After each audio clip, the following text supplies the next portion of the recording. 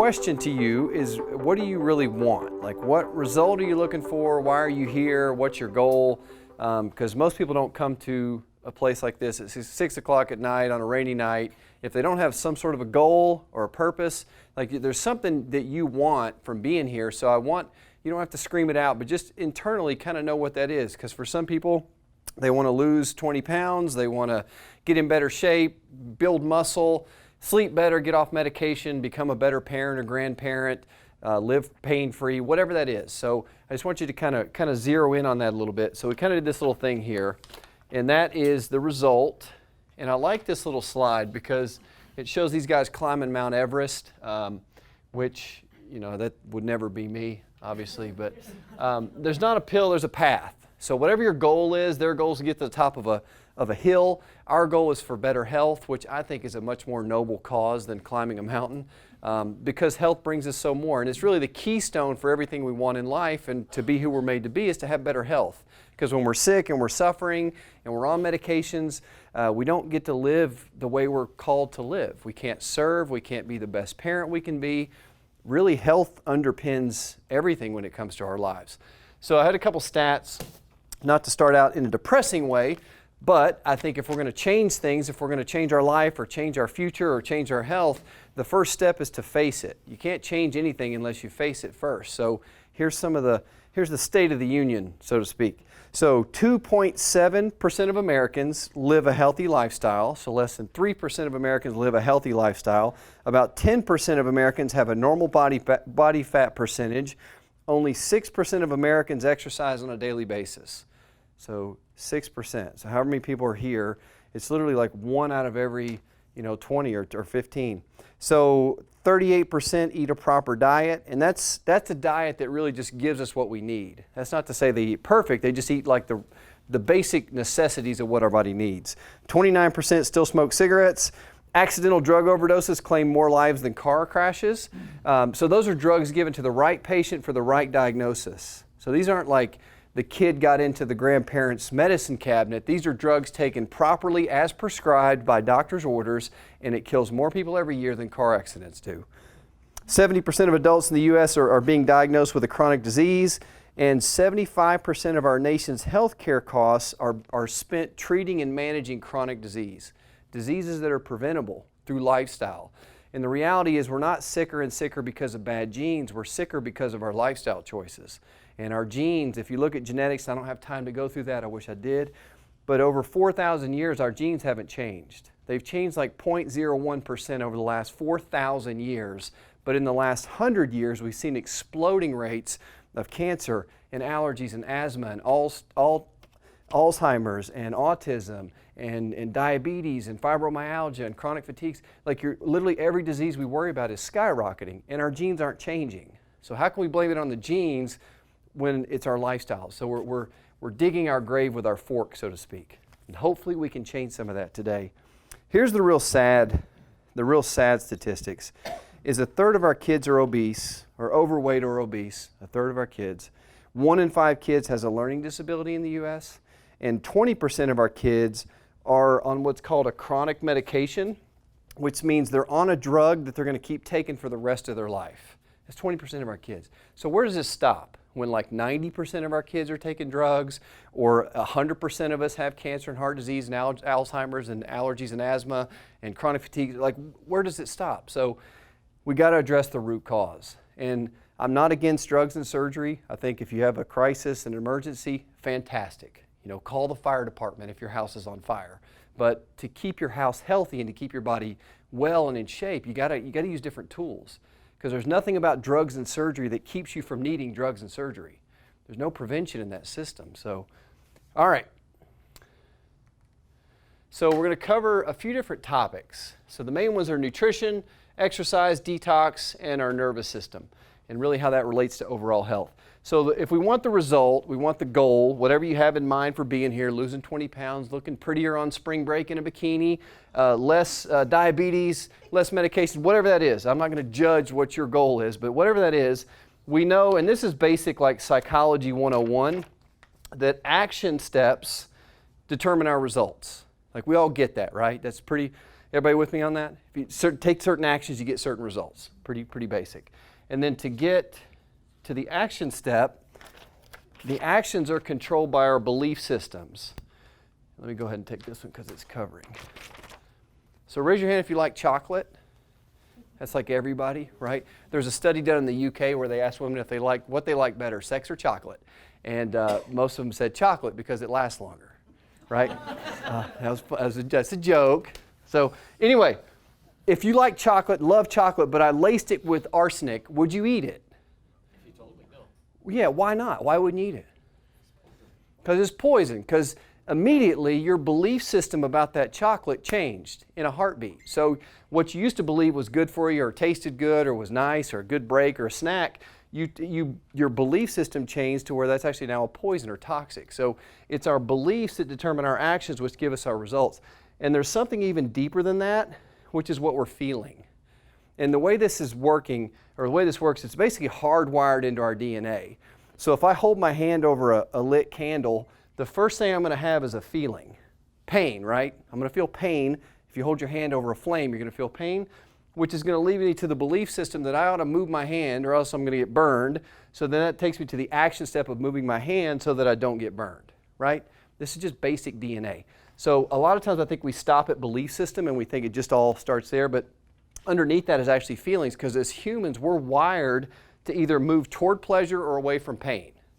That's just how even bacteria in a petri dish will move away from painful things and they'll move toward pleasurable things. Dogs do it, cats do it, porcupines do it, and porpoises do it. That's just the way people do it. We move away from pain and we move toward pleasure. What we associate as being painful or pleasurable is where the difference happens. Because with getting up early and exercising, because I like to reverse engineer everything that I want results in, I try to reverse engineer it. So like I want the result of getting to work at 7:30 in the morning. Like I got to get to work at 7:30. So then to reverse engineer that means I've got to be here because I've got to do my morning time, prayer, meditation, reading. I've got to do my workout. I've got to take a shower somewhere in there. And I've got to take my daughter to school. So I got a lot of things I got to get done before 7:30. So that means I got to be on the road by 7:15, which means I have to drop my daughter off and get to school and then work out. Like you just back your day up, right?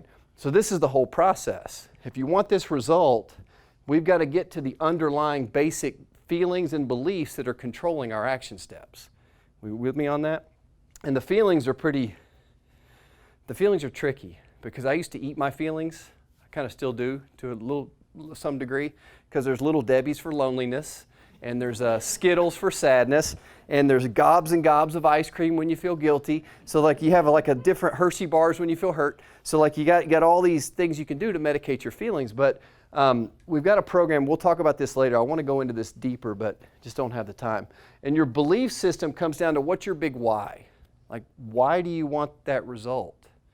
And typically, I've done this 15 years, the best, most compelling, most effective big why has nothing to do with you. It has to do with the people around you, like my spouse or my kids or my grandkids.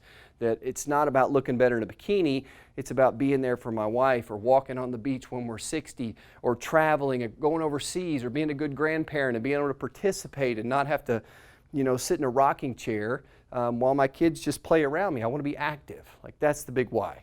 So enough on that. And then your actions come down to your rituals. Anyone can look at what we do on a daily basis and determine exactly what our values are, what our beliefs are, and they can predict what our results are going to be. So what are the things you do every day that's bringing you toward your results? So it's morning time, it's exercise, it's eating right. So you want to know how to quit smoking in 10 seconds? I can give you the 10-second solution to quitting smoking. Anybody want to know that, or we just want to skip past that? Become a non-smoker.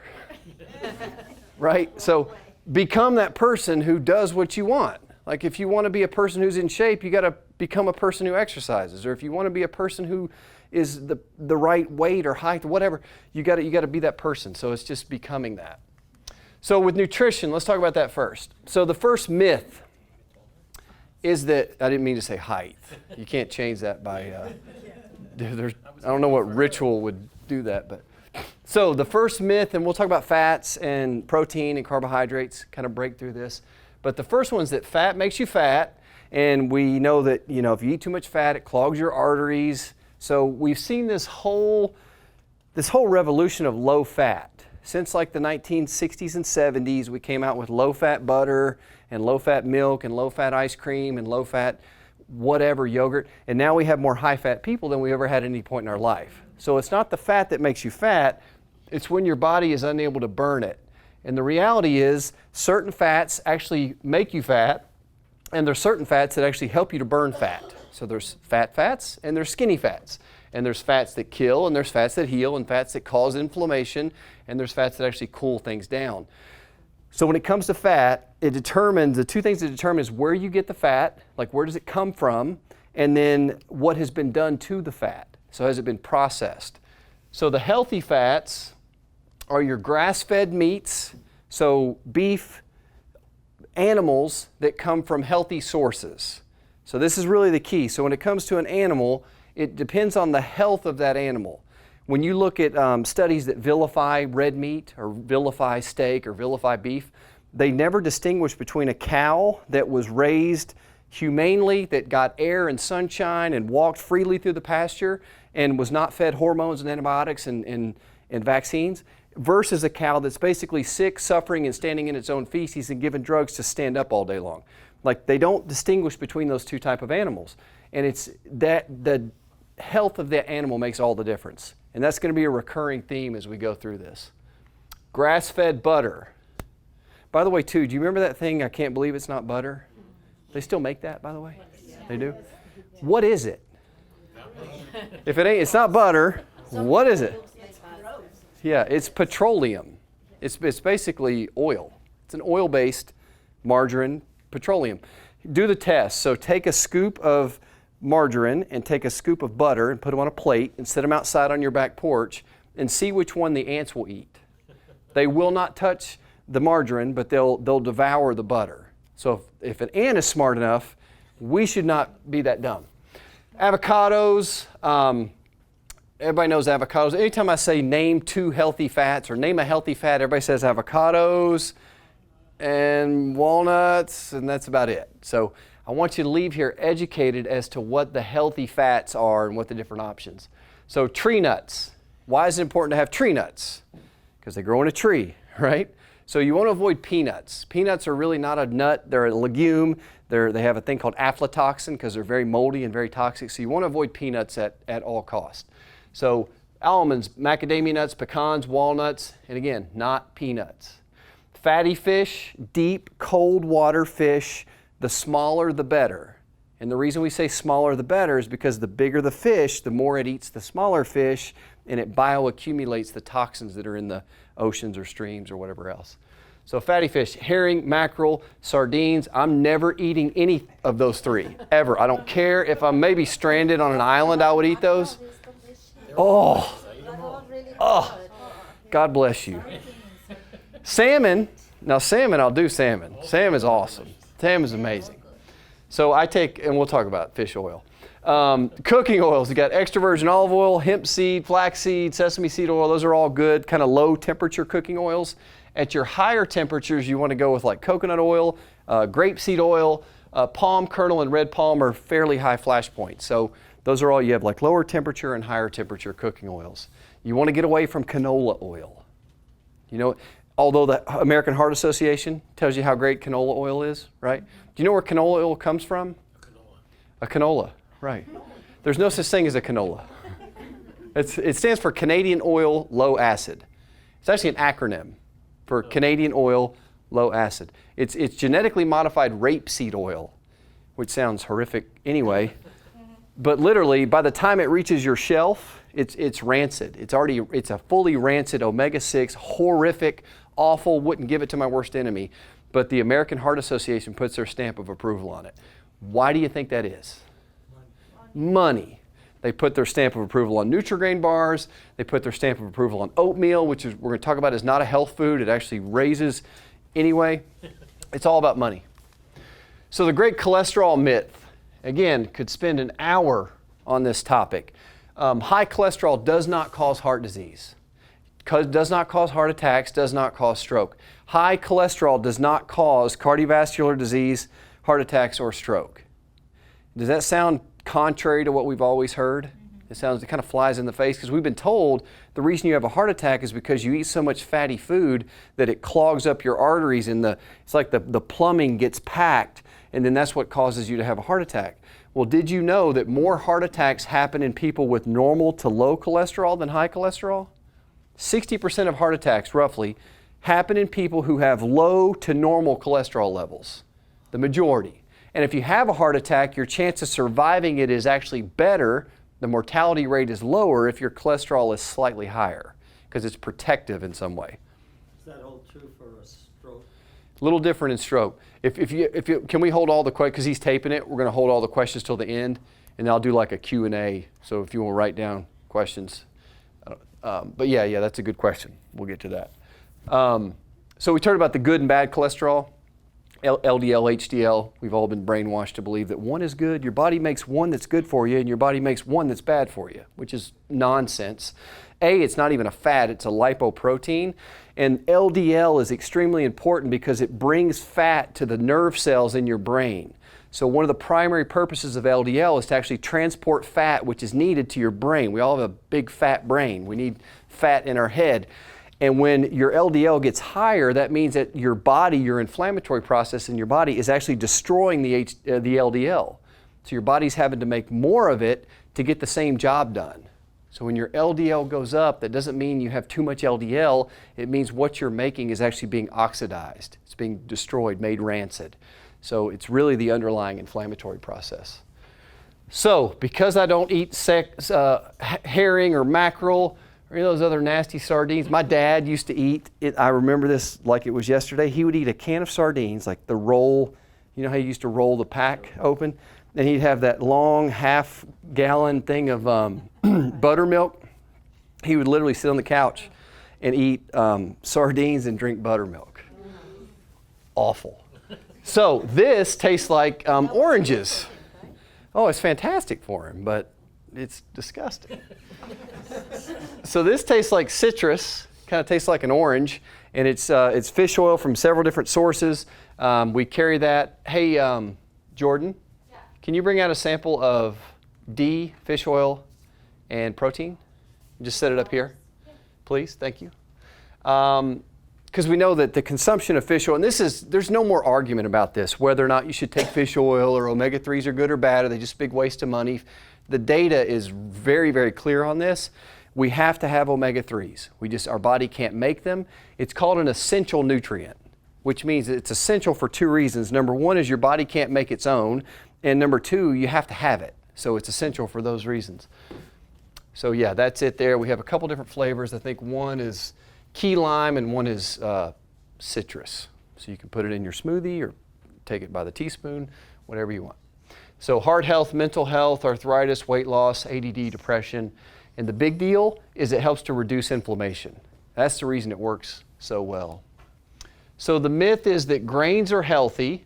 So 11 servings a day, B vitamins, fiber, blah, blah, blah. If we don't get our 11 servings of veggies or grains per day, then we're going to die because we're not getting enough fiber. We'll never poop again, right? Well, the truth is that grains are actually sugar.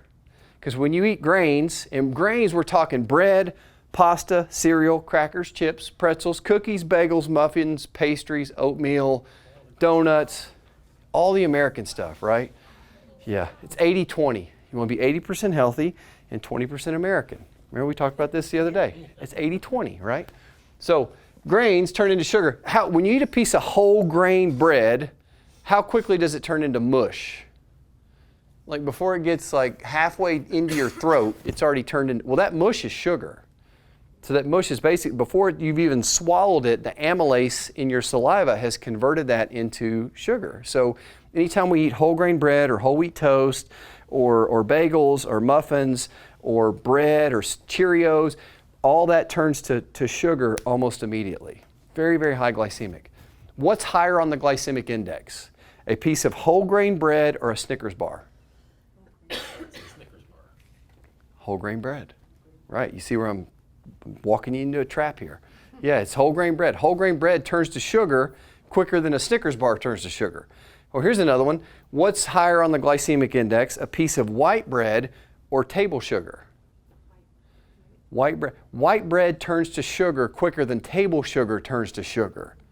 You get that? Look, Google it. It's all there. That's the thing with this too, is we have this amazing device in our hands called a cell phone that you can go to like Google, because you didn't come here for like recipes and give me the exact, because you can Google, give me 10 ketogenic recipes that are dairy-free and take 10 minutes to prepare. Like you can Google all this stuff. What are the stretches for back pain? What is the best exercise for someone who wants to lose weight? Like all that's available. Like we got access to that stuff. So I want to give you like the principles that hopefully help to change your belief system, and then we can put all the action steps into play.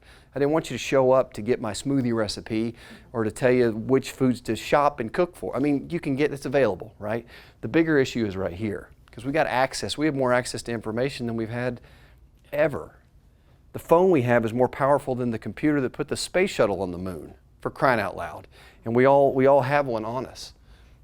So, I want to spend time on that. So, turn off your GPS. So, G is grains, bread, pasta, cereal, crackers, chips, pretzels, cookies, bagels, muffins, pastries, oatmeal, donuts. That's the grains, right? Processed food or processed dairy. So, and dairy that's been processed by man. So raw dairy is actually good for you. Raw dairy or mother's milk is best, right? But if mom is unavailable, then the next best is raw milk, right? So it's unpasteurized, unhomogenized. Do you guys know where to get raw milk? Cows. From cows. Duh. From cows. Like in Tennessee. They have cows in Tennessee. It's illegal. Do you know that? Yeah. You know it's illegal to get raw cow's milk in Tennessee? You got to buy like a 1/1000th of a cow and do like a drug deal in a parking lot, and you got to keep it like hush hush. Like it's illegal. You can buy cigarettes in Tennessee, but it's illegal to buy raw cow's milk in Tennessee. Like where's the insanity around that? So raw dairy, if we do dairy at all. In our house we do like almond milk and coconut milk. It's easier, it's cheaper, it's just, I don't have to risk going to jail. And then sugar, so GPS. So if you're eating these three foods, your GPS is set toward these things right here. Because inflammation causes cancer. It's attributable to virtually every cancer. It's the direct cause of probably a dozen different types of cancers. Like if we could get rid of the inflammation, we cure several cancers. It's almost too simple to even state.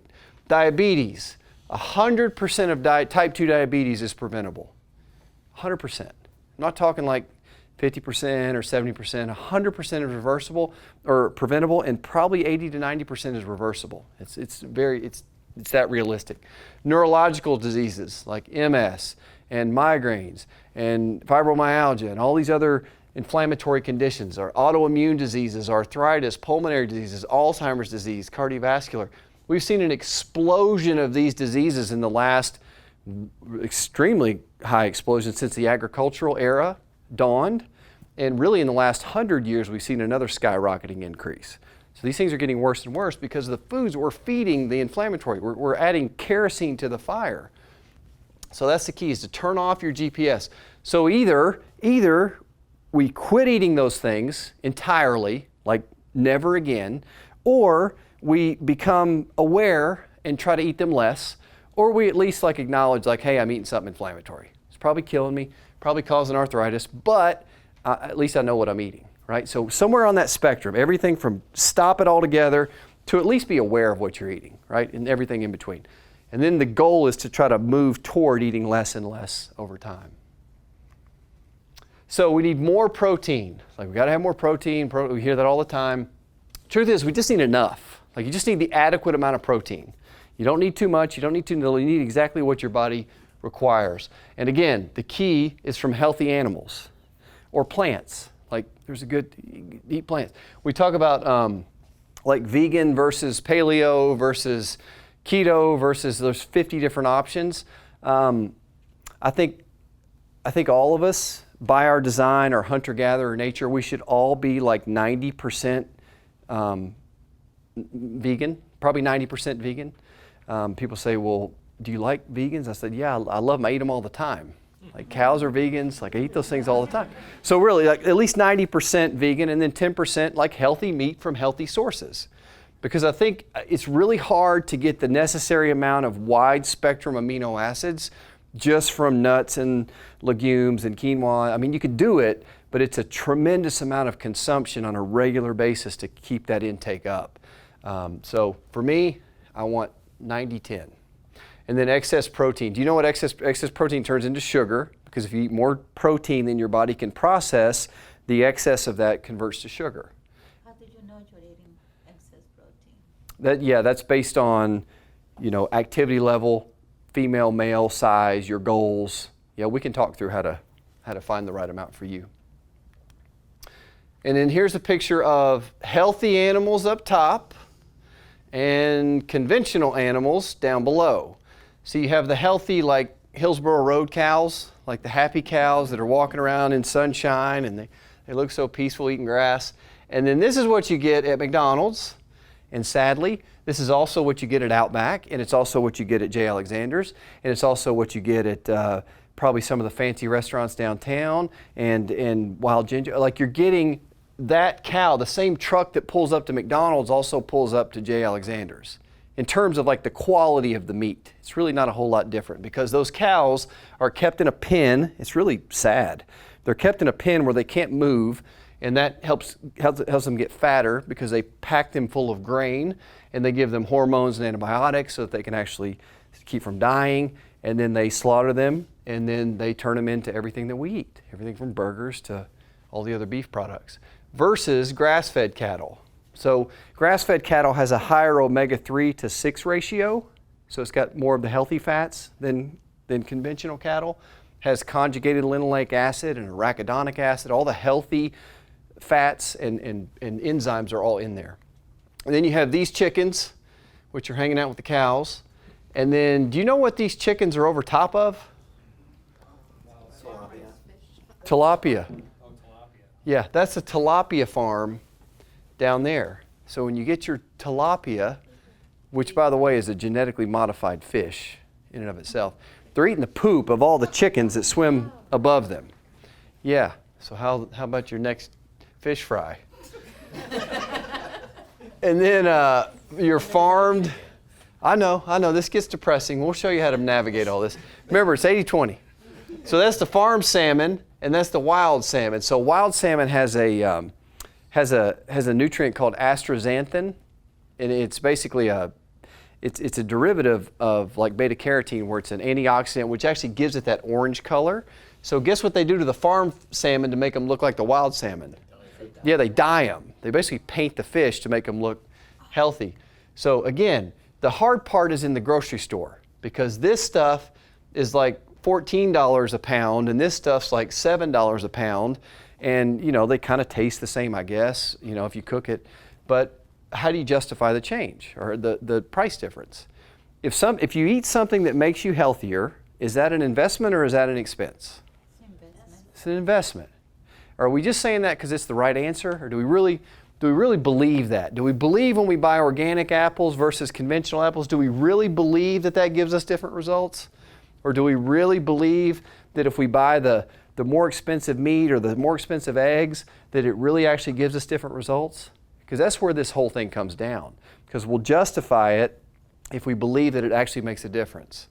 And everybody who complains that meat's too expensive and I don't like to buy organic eggs has a cell phone, drives a car, has cable TV, and probably took a vacation in the last year. So yes, I get it, it's more expensive, but so is cancer, and so is chemotherapy, and so is our nursing homes, right? So is it an investment or an expense? And GMOs probably scare me as much or more than just about anything, because we don't know much about them. Like they're in 98% of the wheat that's conventional wheat, 98% of it is GMO. About 92% of all the corn is GMO, and 80+% of the cottonseed is all genetically modified. So unless you're buying organic or the farmer, like most of what we get, especially in packaged foods, almost all that stuff is virtually genetically modified. And it's not being studied, it's not being tested, it's being rushed to market. We're the only continent on the planet that doesn't require you to label it and put it on the side of the box so you at least know what you're eating. You know how they got around that? They said they didn't want to confuse the consumer. Like, don't give them too much information because it might confuse them, right? That's just subversive. That's everything from ignorance to evil. It's somewhere on that spectrum. I think it leans a little more toward evil when people's health is concerned. So, heal the gut. We got to heal the gut. If you're in America or you ever took a round of antibiotics in your life or you eat any kind of non-organic type food, you've probably got some gut imbalance issues. That's just pretty commonplace. So the first thing we got to do is heal the gut. So you got to give it what it needs. The basic bare bones of collagen, protein, MSM, all those basic healthy nutrients that your body needs to repair the gut lining. We have to give it a break from the bad stuff and then give it the good stuff that it needs. So this is a big part of this. So my smoothie looks like all three of these in one little, in our Vitamix, and I add like frozen kale or frozen spinach and then frozen berries, and then just blend it up with a little bit of almond milk. And then I can give you the smoothie recipe later if you want. But that gives me healthy protein, healthy fat, vitamin D, my green veggies, my berries, and all of that's together, very low sugar, and it's a grab and go. Takes 2 minutes to get it done, and it's amazing. So the other myth, calories in versus calories out. So if you want to lose weight, all you got to do is eat less calories than you burn, right? We've all heard this garbage. I saw a lady on Fox News, a nutritionist on Fox News, saying it's all just about calories in, calories out. It's just energy exchange, doesn't really matter. If I give you 1,000 calories of broccoli versus 1,000 calories of Mountain Dew, which one affects your body more negatively? Right? Don't tell me calories in versus calories out, because one destroys your metabolism, drives your insulin levels through the roof, inflammation through the roof. So it's the quality that matters, not the quantity.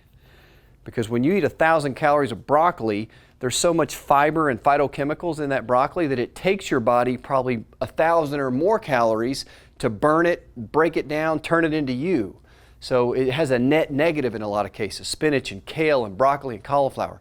Those things have a net negative when it comes to calorie consumption.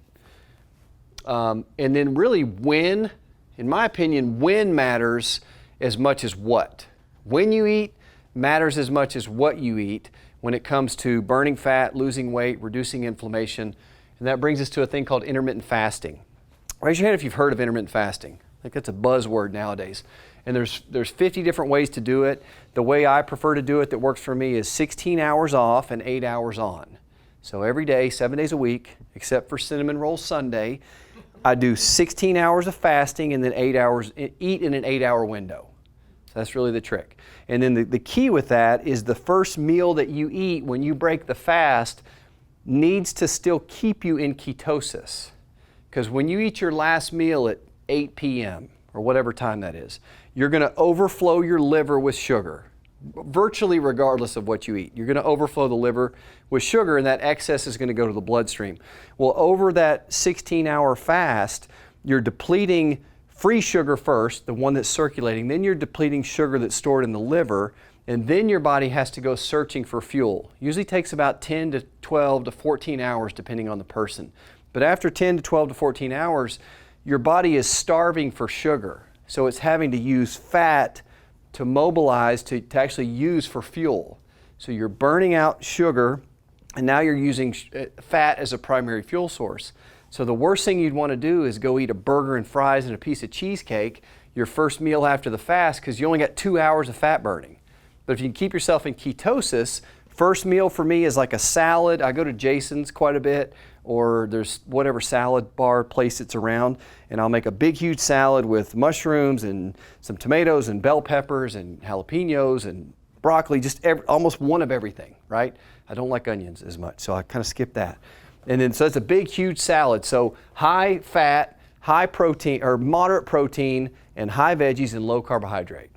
So that's the meal. And then for dinner, if you want to get a little bit looser, go right ahead. If you want to have a piece of chocolate that doesn't have arsenic in it, go right ahead, right? So we do like a meat and veggie dinner. So it's a big salad for lunch, and then, or breakfast, whatever you call that, and then like a meat and veggie for dinner. So it's fairly simple. And then on Sundays, We do cinnamon rolls every morning. That's my treat. Blood, and you'll notice some of the benefits of intermittent fasting kind of mimic each other depending on which organ system. So decreased insulin, IGF-1 and leptin. IGF-1 is actually highly associated with blood-borne cancers. So hematologic cancers are highly associated with IGF-1. Increased ketones, the liver increases insulin sensitivity, decreased IGF-1. And then the big ones are, like in the intestines, reduced energy uptake, reduced inflammation, reduced cell proliferation. What does that sound like? That's cancer. So it helps reduce cell proliferation, which is cancer. Brain improves cognitive function, reduce inflammation. So the big key with all this is it helps to reduce inflammation. That's the name of the game. We are hunter-gatherers who grew up, our genetics are designed to not have 3 meals a day. Like that didn't happen when we lived in caves and walked around on the plains. Like we didn't have a breakfast, lunch, and a dinner with snacks in between. We certainly didn't have fast food and packaged meals and Little Debbie's. Like we didn't have that stuff, right? And the thing is, a guy told me I heard the other day, he said, if I dropped you off in a hunter-gatherer population, what do you think they would do with you? Like could you hold your own? If we dropped you off into like Papua New Guinea with all the hunter-gatherers, like they probably wouldn't eat you because they don't eat junk food. They'd probably use you for like a bear trap and then burn your body. Like we're hunter-gatherers who are basically living in captivity. That's kind of how we've evolved. So D3, I can't say enough about D. This time of year, it's just you got to take your vitamin D. It's essential. The sun causes skin cancer. Everybody's heard that. That's so ridiculous. People get melanomas and skin cancers on the back of their knee. There's about 15,000 cases a year of anal melanoma, which not a lot of sun happening there. So it ain't all the sun. And by the way, too, if it's just coming from the sun, guess where you get your skin cancer every time? The tip of your nose, forehead, maybe your hands, and it does happen there sometimes. I'm not saying to get burnt, but we're hunter-gatherers. We're supposed to be out in the sun. That's the way we're designed. Now, again, do not get burnt, but to keep our vitamin D levels optimal, we need 20 minutes a day, every day in our bathing suit with no sunscreen. That's what we need. And not many people get that this time of year. So, cultures that get the most sun actually get the least skin cancer. If you look at Miami, Caribbean cultures, Cuba, they get the least amount of skin cancers and they get the most amount of sunshine. It's only the pale, pasty white folks like me that live in these northern climates that tend to get the most high levels of most deadly skin cancers. And then your ideal blood level is between 60 and 90. So you want your blood level between 60 and 90.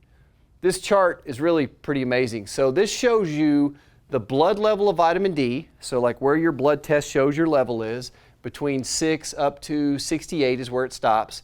And then it shows you different diseases or cancers, lymphoma, diabetes, and then it shows you how much you could reduce your risk of those diseases by getting your vitamin D up to a certain blood level. Everybody with me on this? And we can get you these slides later. I'll send you a PDF of all this. If you're taking notes, you can have every bit of all this. So the Canadian and U.S. average is around 26. Do you know what the recommendation is for blood level in the U.S.? 30 to 100. They say as long as you're between 30 and 100, you're fine. Now, does it make sense that 31 is the same as 99? Probably not, right? You're in the same range, but it's going to be night and day. So like with, let's look at cancer. So all cancers combined, if we can just get our blood level up to 38, which is easy, we could reduce or prevent 77% of all cancers. If we can get ovarian cancer, if we can get your up to 46% or 46, you can reduce 17% of those cancers. Breast cancers, colon cancers, type 1 diabetes, 66% decrease if we can get you up to 54. Now here's the thing, if you're a tribal East African, you're going to average about 46 blood level. If you work outdoor in the summer as a landscaper, you're going to be about 50. You really need to be above 60. I think 40 to 60 is still a little generous. I shoot for 70. 70 to 80 is kind of my goal.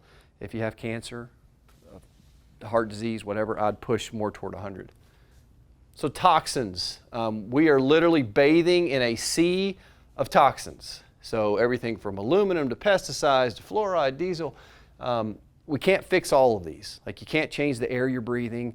You know, there's some things you cannot change or fix, but fix what we can and then try to detox. So we're gonna talk about detox in a second. And the real big thing with this is doing something's better than nothing. So like you don't have to go to hardcore CrossFit. If you can just get out, if you're doing nothing, then start walking. If you're walking, pick up the pace a little bit. If you're doing that, then add a little bit of resistance training. So it's a progression over time.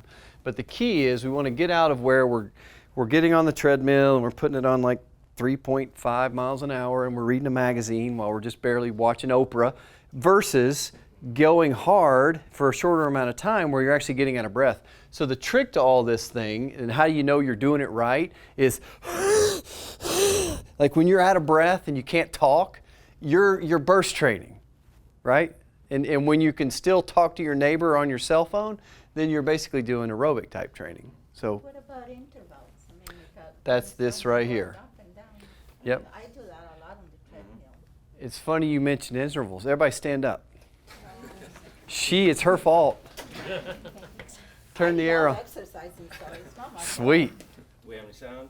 Yeah, we do, whenever you're ready. Okay, cool. All right, so this is what we're going to do. Everybody's going to do some sort of exercise for 20 seconds, and then we'll rest for 20 seconds, and then we'll do the exercise. Just 2 rounds, that's it. Yeah. 2 rounds, 20 seconds. 2 rounds, 1 minute, okay? So She's like, I'm out of here. you can do air squats, or you can punch the air. You can do jumping jacks if you have room. Let's pick 1 or 2 exercises. These you can do like an air squat. So you're going to sit down, stand back up. I think everybody can pull that off. If you got bad knees or your bad back, or I don't want to have to work on you more. Right. This is a business builder if we hurt you. So up and down, 20 seconds. Or if you can't do that, then just like a punching motion. But the key is not to just kind of go through the motions. It's to go as hard as you can go. Cool? All right, so 20 seconds. Oh, I got to get a timer. Hold up. Hold up. Stand by. Ready? Wait for the music to hit. Ready, go. Go. That is 5 seconds. Keep going. Go. That's 10. You're halfway home. Come on, go. Come on, Vicky's doing a combo move. Awesome. 3, 2, 1, and rest. So ideally, everybody's out of breath at this point. You're like bent over at your knees. No, we all start somewhere. All right, 10 more seconds of rest. And the rest period goes quicker than the 20-second on period. Well, 20 on, 20 off. All right, 3, 2, 1, go. This is your last one. You got to go. Give it all you got. Go. Make this place humid. Go. Got 8 seconds. 7, 6, 5, 4, 3. Make it hurt tomorrow. Ready, done. Awesome. All right, give yourselves and Dr. Q a round of applause. All right, this last little section. So this is about health, nervous system, kind of how all this ties together. Because, I mean, you can eat all the best food you want, but if your brain can't talk to your body, if you're exercising 6 times a day, but your brain's not able to tell the body how to work, then it really doesn't matter. So this was done by Dr. Roger Sperry. He won the Nobel Prize in 1981 for physics, physical medicine, and physiology. Were the 2 things. But 90% of the stimulation and nutrition to the brain is generated by the movement of the spine. So basically, if your spine doesn't move, your brain starves. So you got to move your spine. That's why they're seeing like a correlation. They're calling sitting the new smoking. You've heard that? Some people heard that? Sitting is the new smoking because you're seeing some of the same cardiovascular and pulmonary and Alzheimer's and all these diseases that we used to get from smoking. Now we're actually getting from sitting because our bodies are shutting down. And a lot of you guys are patients. You've already signed up. You're here. I'd rather have, I don't want you to be here and not know why you're here. Like, I used to think chiropractic was just about stiff necks and sore backs, and that was pretty much it. If your neck hurt, you get adjusted, and that's kind of the whole deal. But that's really not what we do, especially not what we do here. Our goal is correction. We want to get your spine into a healthy condition and healthy shape so that not only do we get rid of whatever pain symptoms you're having now, but we can keep that from coming back in the future. And then the bigger picture with this is to keep your nervous system working right, because your brain is talking to your body through the spine and nerves. So if those things work right, then your body works right. It's just that basic. This is the side view of the neck. So we're looking like this way. The neck should have a forward curve to it. Nice disc spacing, beautiful discs, no degeneration, no arthritis. We call that curve the arc of life because that curve is housing your spinal cord. Hold your hand like that. So your spinal cord is like the mushy part of your hand. It's like soft and loose and mushy. When you lose the curve in your neck, which we'll show you, it actually stretches the spinal cord. And the weight of your head weighs as much as a bowling ball. Some people more than a bowling ball. So when you have a curve in your neck, it's like having a spring, so it bounces your head up and down. When you lose the curve in your neck, your head is basically jamming down those lower joints and lower part of the spine, and that's what happens when the neck gets out of alignment. So you see a nice, beautiful curve, and then they have a whiplash or a trauma or a car wreck or whatever, and then the first thing that happens is you lose the curve. That usually takes about a decade or so. It's about a 10 to 15-year process.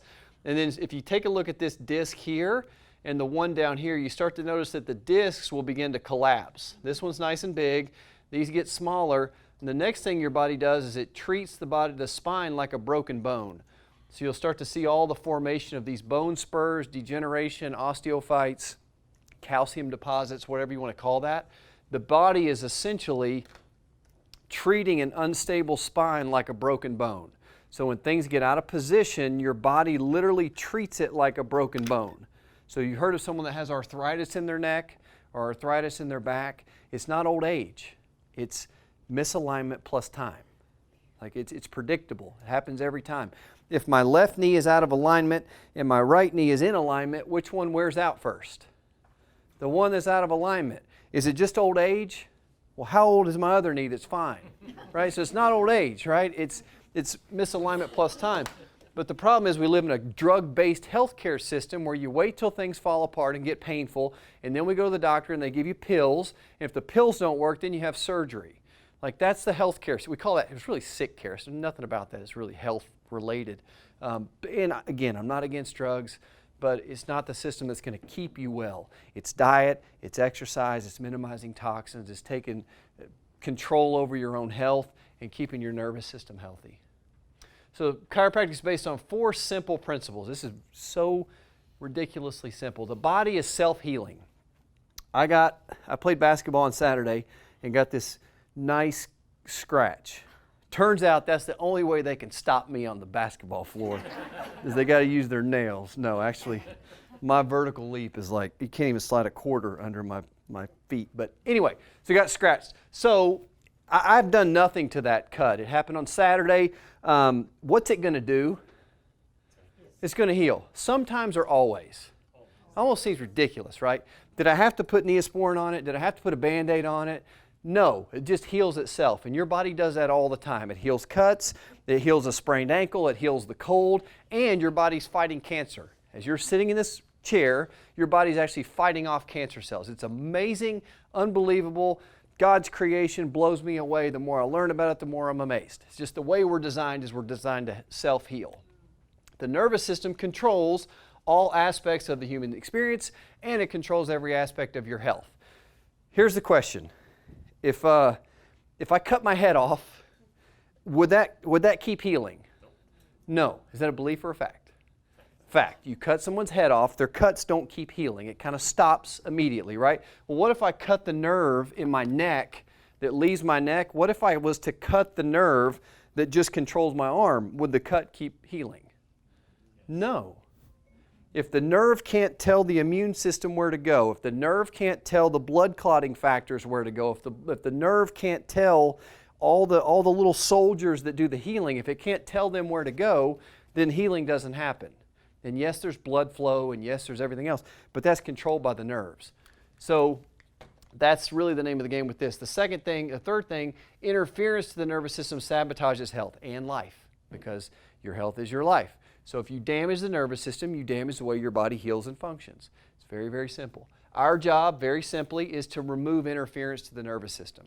So when you come in, We're not treating your neck pain or your headaches or your backache or your sore shoulder or your whatever. We're reducing interference to the nervous system by getting the spine into a better position. And great, fantastic, your back feels better, I love it, awesome, high five, praise God. But that ain't what we're doing. We're removing interference.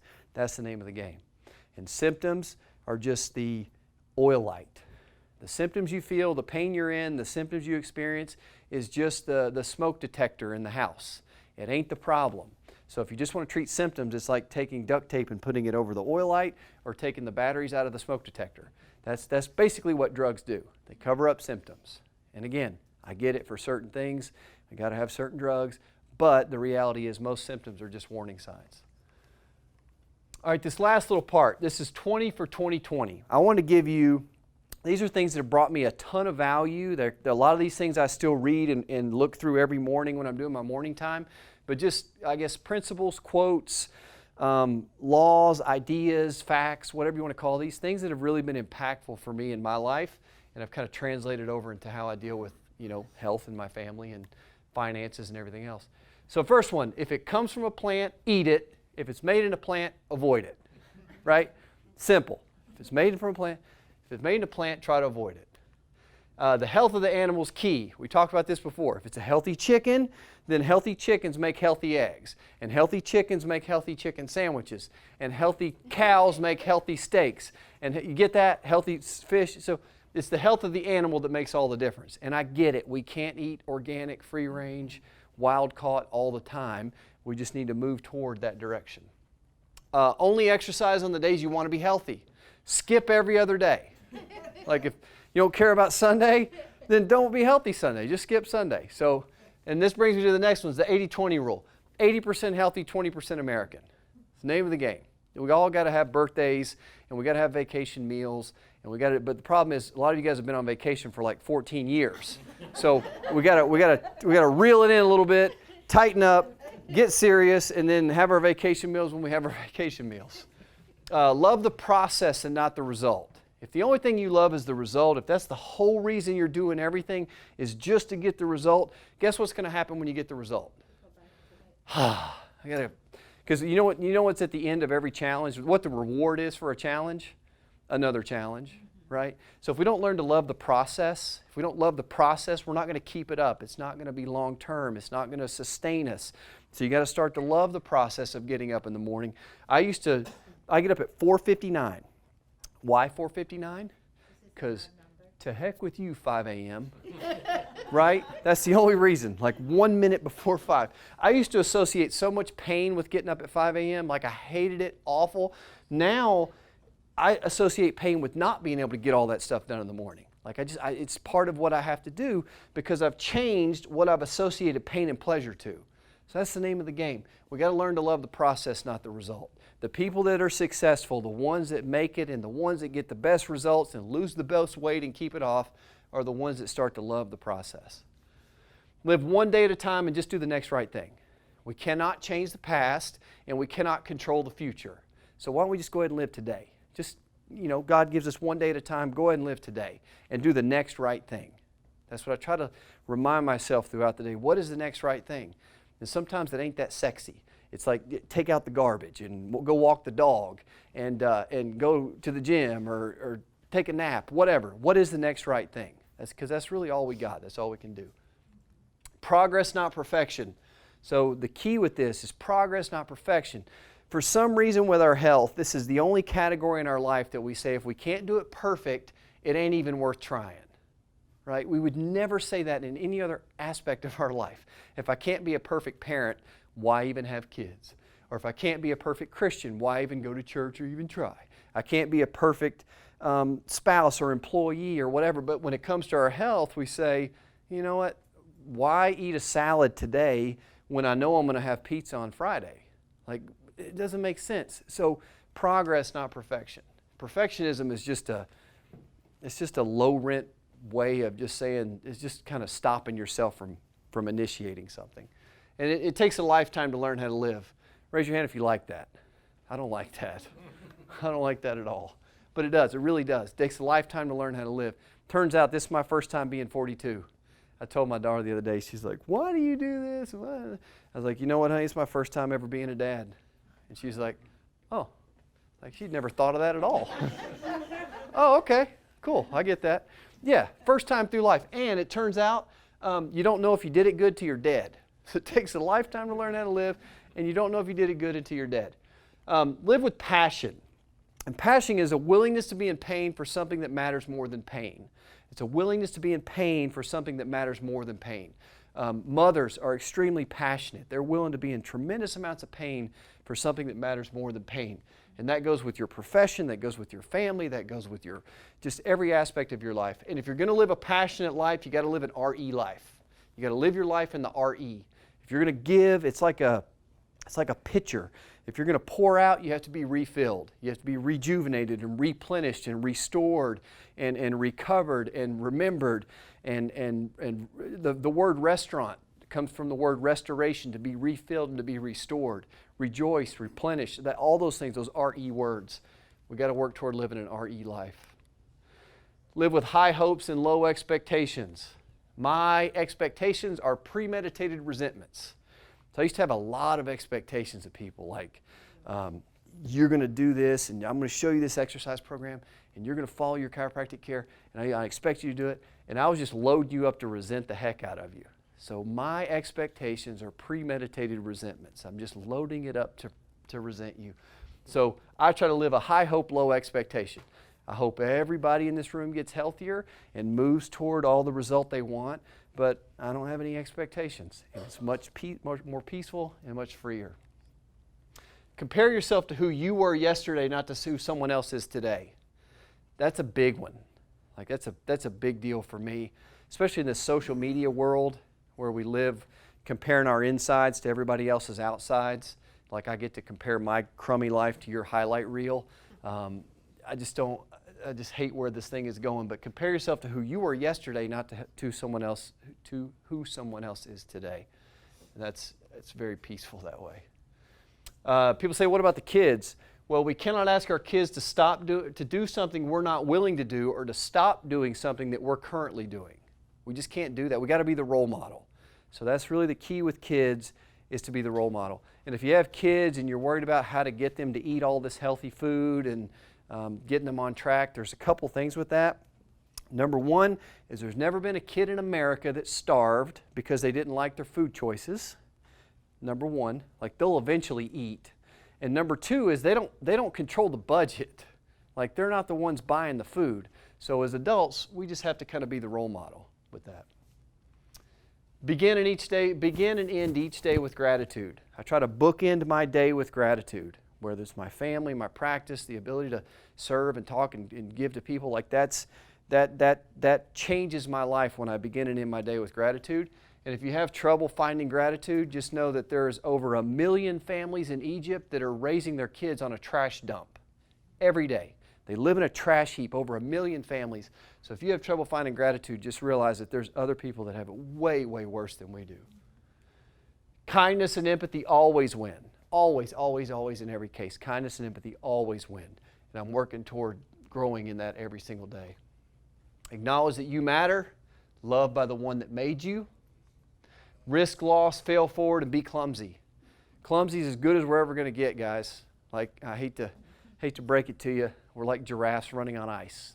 Like, clumsy is as good as we're ever going to get. So take risk, fall forward, and continue to be clumsy. Nobody's got it all figured out, and when they tell you they do, they're trying to sell you something. Sometimes it's not okay, and it's okay that it's not okay because it's going to be okay. Right?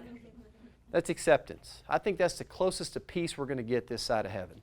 Sometimes it's just not okay. Like life sometimes is just a crap sandwich, and it's not okay, and it's okay that it's not okay, and it's going to be okay. Right? Acceptance. Life is tragic and God is faithful. That one is revealed more and more every day with me, that sometimes life is just crappy and tragic and not fair, and God is still faithful. Sometimes life is just doesn't even make any sense, but God is faithful. Sometimes life just is wrong, but God is faithful. So I always come back around to that.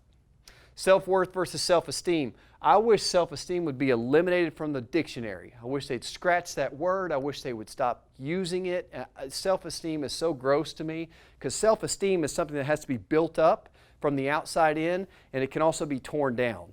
Versus self-worth, which is something you're given at birth. It can't be raised or lowered, given or taken. It just is what it is, and you have had it since you were a baby. That's self-worth. A little tiny baby has tremendous amounts of worth. They do nothing but poop and pee and puke and cry, but they have tremendous amounts of worth.